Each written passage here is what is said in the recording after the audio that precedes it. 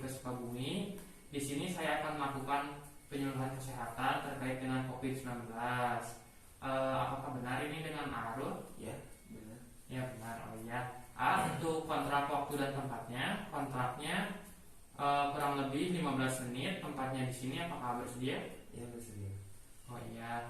Untuk posisinya sudah nyaman seperti itu? Sudah. Iya. Untuk ininya physical distancing aja ya, 2 meter aja. Soalnya lagi musim corona juga, jadi harus menerapkan prokes juga. Sebelumnya cuci tangan dulu ya. Cuci tangannya. Nih, nah cuci tangannya. Pertama gini, pelindung tangan, sela-sela. Nih. Nah, ini disebutnya nama cuci tangan ya. Nah, baik, kalau seperti itu, kalau udah siap, mau ke air dulu atau mana dulu Kak? Tidak. Oh iya, bagus ya. Baik, kalau begitu, sebelumnya sudah tahu belum COVID-19 itu apa sih? Belum tahu. Saya tahu itu corona. Oh, corona, iya sama aja, corona juga. Kalau COVID-19 itu nama nama sekarangnya gitu. Kalau corona itu kan banyak jenisnya. Nih, kalau COVID-19 itu SARS-CoV-2 atau COVID-19 dapat menyebabkan gangguan sistem pernapasan mulai dari gejala yang ringan seperti flu hingga infeksi paru-paru seperti pneumonia. Nah, intinya tuh COVID-19 tuh menyerang daerah pernapasan Jadi yang harus diantisipasi itu dari COVID-19 tuh antara mulut, hidung. Nah, jadi untuk kedepannya tuh harus sering pakai masker seperti itu. Nah, untuk gejalanya sendiri, itu ada macam-macam. Di sini juga banyak kan ya. Ada demam, batuk kering, ada menggigil, ada anosmia. Anosmia tuh nggak bisa mencium bau-bauan, kayak seperti ini bau seblak nih. Aduh, nggak kecium baunya, bau seblak tuh nggak kecium Seudah itu teh macam-macam bau lah, nggak kecium gitu. Nah, ada juga kayak diare, mudah lelah, sesak nafas. Itu kan COVID-19 tuh menyerangnya ke alat pernapasan ya, sistem pernapasan. Tuh kayak ada bersin-bersin, ada sakit kepala, sakit tenggorokan, mual muntah, menggigil, pilek, nyeri otot, nyeri dada. Tuh ada juga hilangnya kemampuan mengacap rasa. Jadi kayak udah, kan kalau sakit mah udah rada biasa gitu ya. Ini gak perasa, serba hambar gitu kan. Sering juga dikasih bubur biar gampang gitu menelannya. Nah, dari gejala COVID itu teh udah ada sekarang mah pengklasifikasiannya. Ada yang OTG, orang tanpa gejala. Tapi dia tuh kalau udah dites tuh positif tapi enggak kayak sehat gitu nih, taunya kemarin. Nah, ada juga yang ringan. Yang ringan ada dari salah satu di sini seperti demam, batuk kering, sesak napas, bersin-bersin. Tapi masih aman gitu, nggak kayak sakit biasa itu mah. Nah, kalau yang ringan tuh saturasi oksigennya tuh lebih dari 94%. Jadi si napasnya tuh masih normal kayak kita kayak gini nih, misalnya kayak gitu. Nah, kalau ada juga yang sedang, berat hingga kritis Kalau yang sedang tuh saturasi oksigennya hampir mendapati 94%, hampir ke bawah. Jadi si pernapasannya tuh udah kerasa enggak kayak gitu Kalau yang berat mah udah pasti dari semua gejala ini tuh banyak. Jadi udah kerasa lah. Nah, kalau yang udah kritis tuh saturasi oksigennya udah harus di ICU, udah harus dibantu sama oksigen juga. Nah, untuk gejalanya itu ada tadi kan ya, yang udah disebutin. Tadi ada juga yang disebut OTG, ada yang disebut ringan, sedang, berat, hingga kritis ya. Nah, selanjutnya penyebab COVID-19-nya tuh atau penularannya tuh seperti apa sih? Nah, penularannya tuh melalui droplet. Droplet tuh kalau kita bersin, suara situ teh ada ini kayak cairan kecil-kecil. Nah, si droplet itu teh nanti bisa masuk lewat hidung. Nah, nanti teh berdiam diri dulu di tenggorokan. Nah, baru mulai nanti ke paru-paru. Si itunya teh awalnya teh seperti itu tuh, bisa dari droplet bersin atau batuk. Nah, selanjutnya tuh ada memegang mulut, hidung, atau mata tanpa mencuci tangan terlebih dahulu setelah terkena benda yang terkena droplet dari penderita COVID-19. Jadi kalau COVID-19 itu teh, misalnya kan kita nggak tahu kan ya orang lain tuh COVID-19-nya di mana aja. Nah, kan kita kalau ke fasilitas umum nih, kayak memegang ini, megang apalah segala dipegang ya. Nah, itu teh si virusnya tuh bertahan lama, apalagi kalau di udara yang lembab. Di udara juga si virus teh bertahan selama 2 jam. Di benda mati atau di benda mati itu bisa sampai sekitar 1 harian. Nah, untuk penyebabnya penularannya bisa seperti itu. Ada juga kontak jarak. Kita nggak physical distancing kayak gini nih, 2 meter minimal. Nah, itu juga bisa jadi penyebab kita terkena COVID-19. Nah, udah penyebabnya, kita ada cara gimana sih cara diagnosis COVID-19 tuh? Nah, yang pertama itu cara mendiagnosisnya tuh kita ini ke Vaskes, ke fasilitas kesehatan atau ke dokter atau ke yang tersedia jasa penentuan COVID-19 itu diawali dengan kita dilihat dulu riwayat perjalanan pasien itu kemana aja. Yang kedua itu apakah si pasien yang terkena itu dekat dengan orang yang positif COVID. Nah, setelah itu baru di yang pertama tuh biasanya dokter atau siapapun itu melakukan rapid test terlebih dahulu. Rapid test itu yang awalannya dulu. Nah, rapid test itu menggunakan antibodi sebagai pendeteksiannya. Nah, selanjutnya ada tes PCR. Tes PCR itu kadang yang ada yang ke dahak, lewat mulut sini, ada lewat hidung, lewat sini. Nah, itu lebih akurat dibanding yang rapid test, karena rapid test itu berdasarkan antibodi. Kalau misalkan kita sakit, barangkali itu bisa positif corona atau tidak, COVID-19 atau tidak. Nah, kalau tes PCR itu lebih menjurus ke COVID-19-nya. Nah, selanjutnya bila kita sudah positif misalnya dari tes PCR-nya, nah ada juga langsung di CT scan, di ronsen si paru-paru teh. Kalau yang kena COVID-19 itu berbeda. Nah, tuh ada ronsen ada untuk mendeteksi infiltrat atau cairan di paru-paru.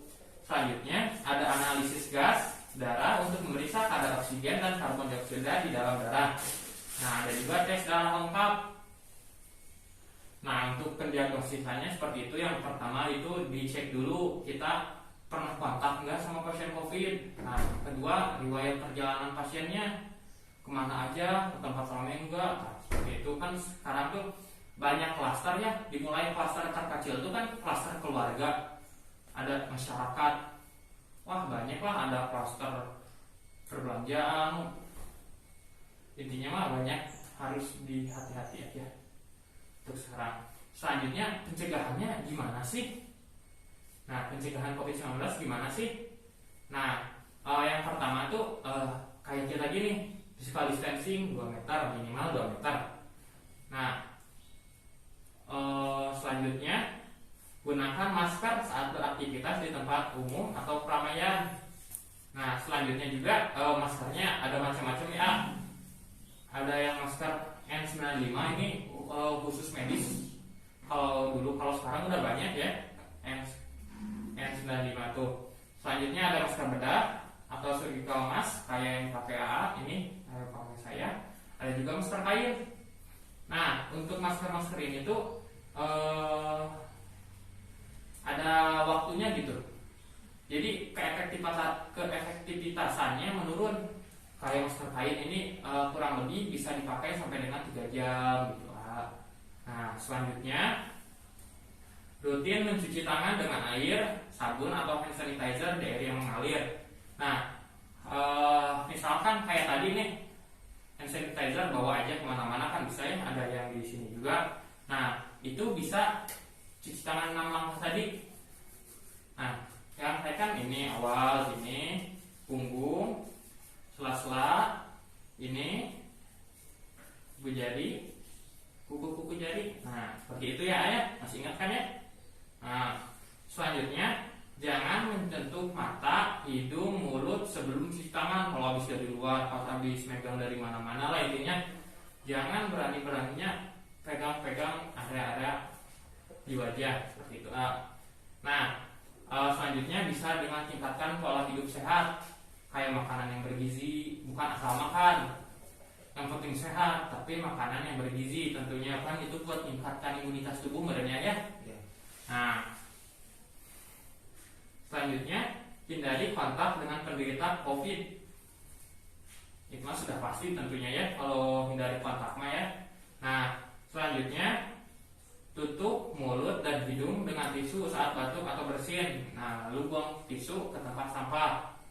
Jaga kebersihan benda yang sering disentuh dan kebersihan lingkungan. Tentunya kebersihan lingkungan di rumah ya. Nah, itu untuk pencegahan COVID-19-nya. Nah, gimana sih cara pengobatannya nih?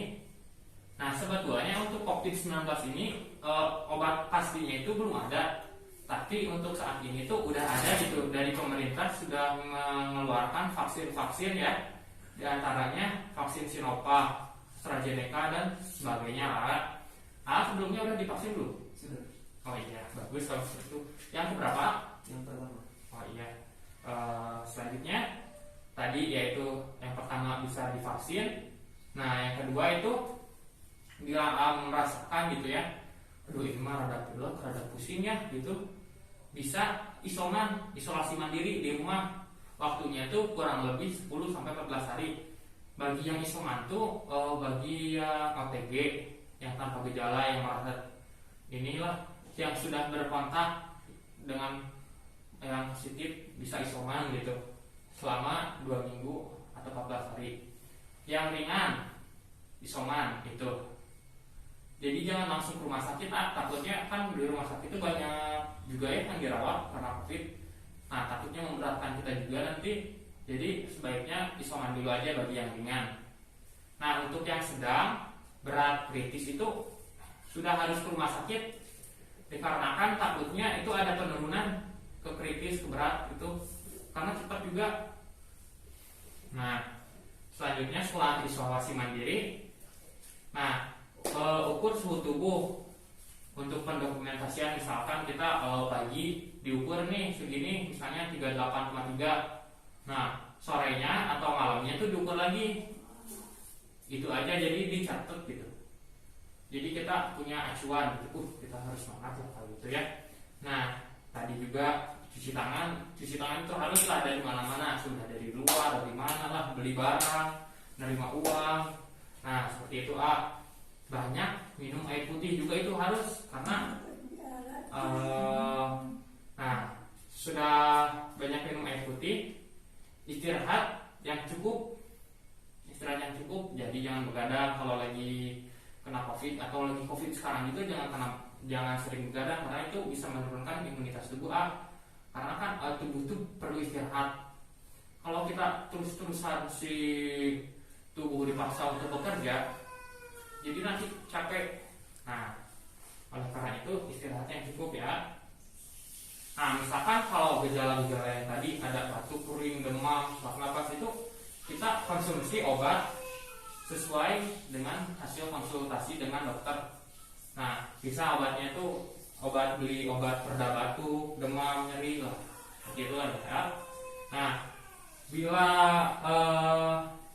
gejalanya semakin memburuk, kita bisa langsung ke rumah sakit atau bisa lapor dulu ke fasilitas kesehatan terdekat. Misalnya mau ke klinik, mau ke puskesmas, mau ke rumah sakit langsung, mau ke dokter, itu bisa. Jadi sekiranya ini udah lumayan memburuk nih si ininya. Jadi harus segera melapor ke fasilitas kesehatan terdekat. Nah, takutnya semakin memburuk gitu.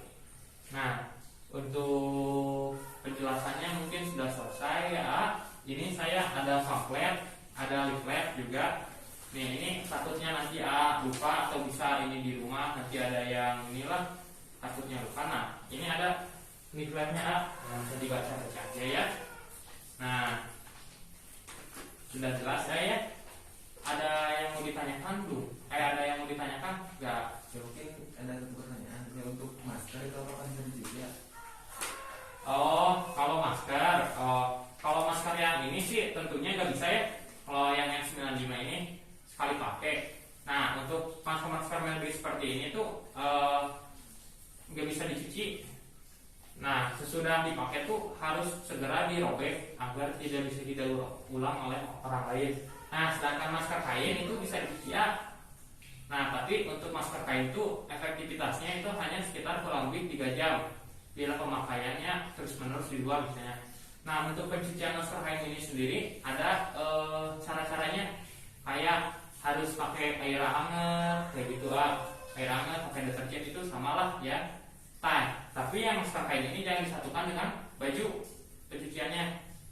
Nah seperti itu. Ada yang mau ditanyakan lagi nggak? Nah, oke, kalau sudah jelas, saya boleh bertanya untuk evaluasi nanti ke depannya ya. Untuk cara pencegahan COVID itu gimana sih ya? Yang pertama itu mungkin social distancing, menjaga jarak 2 meter, terus menggunakan masker saat beraktivitas kemanapun, terus rutin mencuci tangan. Ya benar. Selanjutnya untuk penyebab kita bisa terkena COVID itu gimana? Itu tidak sengaja menghirup dari penderita COVID itu, dan terus memegang mulut dan area wajah sebelum mencuci tangan, terus kontak jarak dekat sama penderita COVID. Bagus kalau begitu alhamdulillah ya ayah. Berarti ininya sudah selesai, pemaparannya sudah selesai. Alhamdulillah juga bisa menanggapinya dengan baik ya. Itu leafletnya silahkan dibaca di rumah. Untuk nanti untuk pasien juga di rumah ya. Nah baik, bila begitu alhamdulillah pemaparannya sudah selesai. Mungkin kurang lebihnya mohon maaf. Nah bila nanti ada keluhan-keluhan, takutnya ada tetangga, ada keluarga, bisa hubungi saya atau langsung ke fasilitas kesehatan. Nah mungkin cukup sekian ya ayah. Wabillahi taufiq wal hidayah. Wassalamualaikum warahmatullahi wabarakatuh. Waalaikumsalam.